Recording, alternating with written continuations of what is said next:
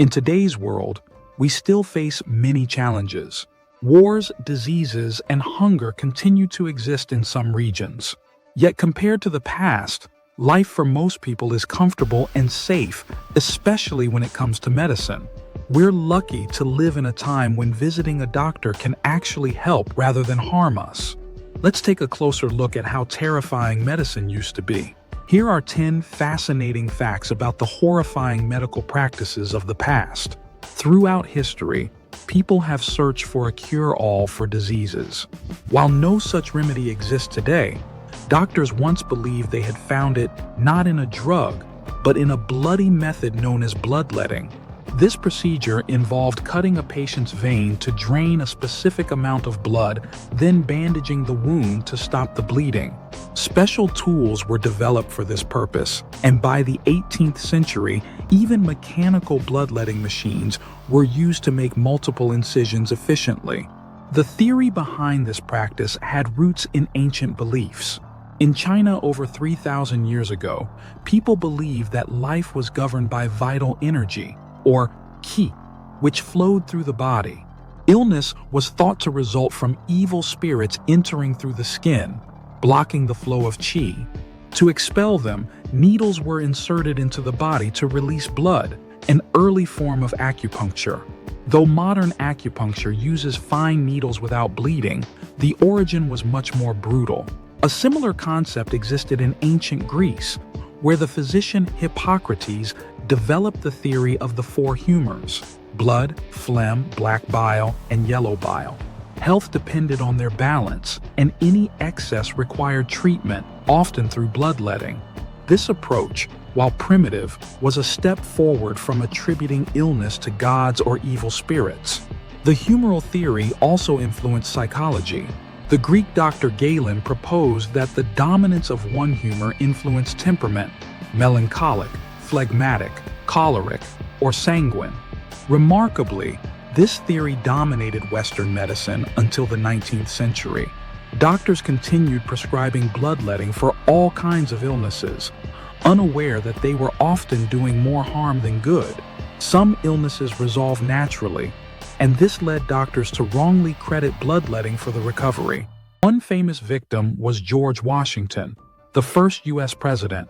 Suffering from a severe cough, he underwent several rounds of bloodletting, which ultimately led to his death. By the 19th century, advances in anatomy and medical knowledge finally put an end to this dangerous practice.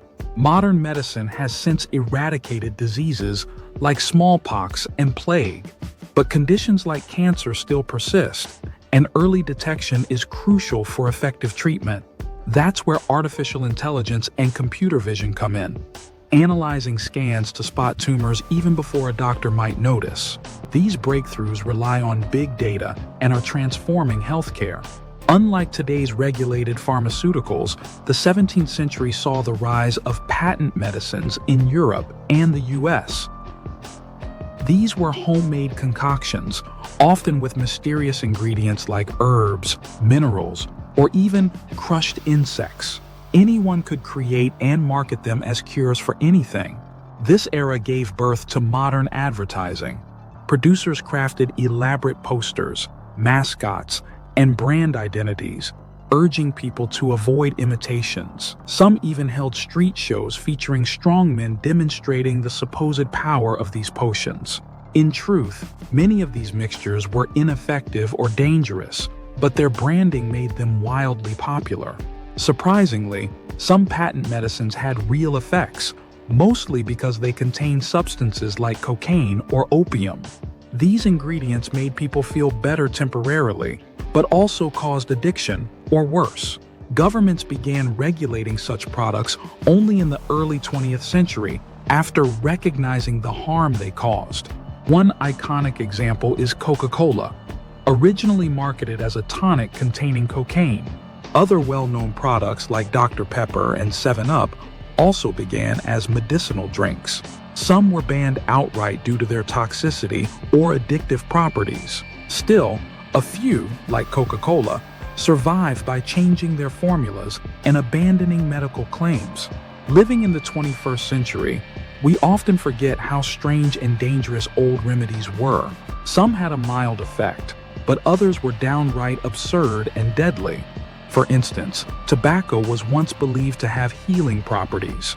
Tobacco smoke enemas were used in Europe to revive drowning victims. Rescue kits included tools for inserting smoke into a person's body, under the belief it warmed internal organs.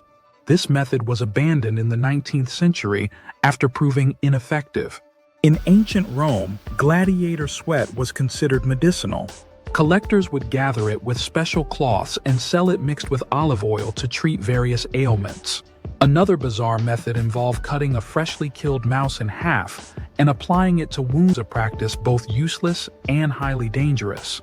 In the 18th and 19th centuries, powdered mummy remains became popular in Europe. These were added to tea or consumed directly, believed to cure diseases. The demand led to the mass destruction of ancient Egyptian tombs and the loss of valuable historical knowledge.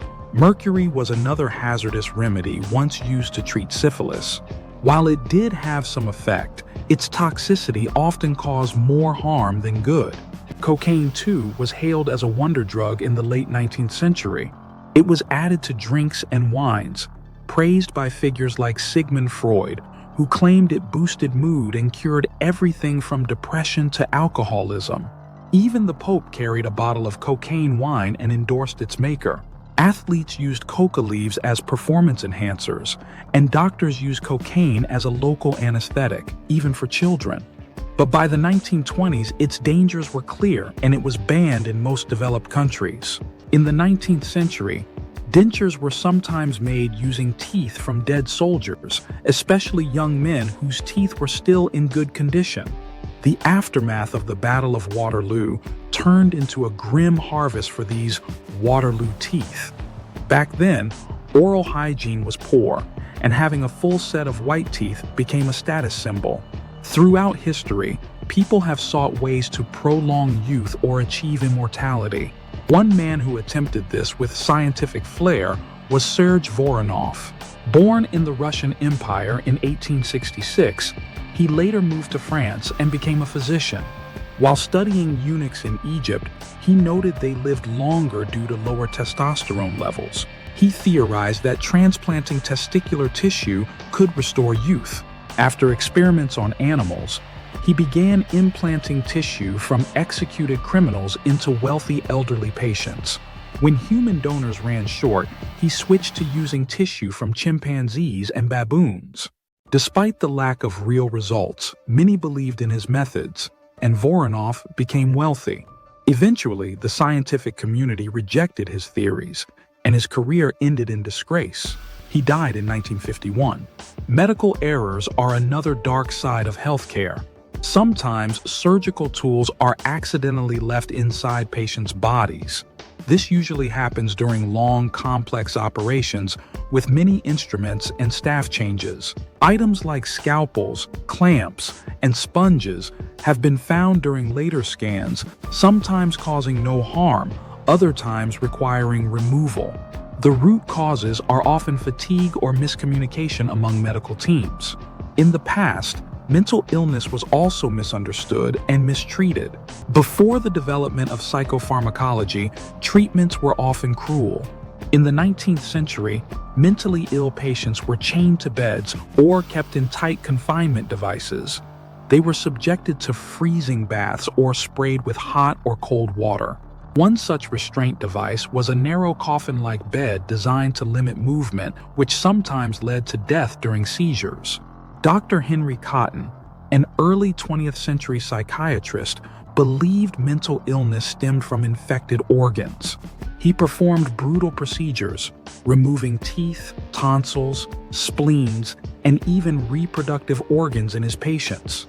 These operations rarely helped and left many permanently damaged. Later, insulin shock therapy became popular, inducing comas in schizophrenic patients, sometimes fatally.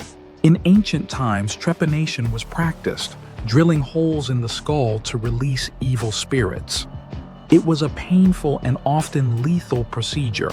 Thanks for watching this video until the end. Don't forget to like and subscribe. Hope to see you again soon.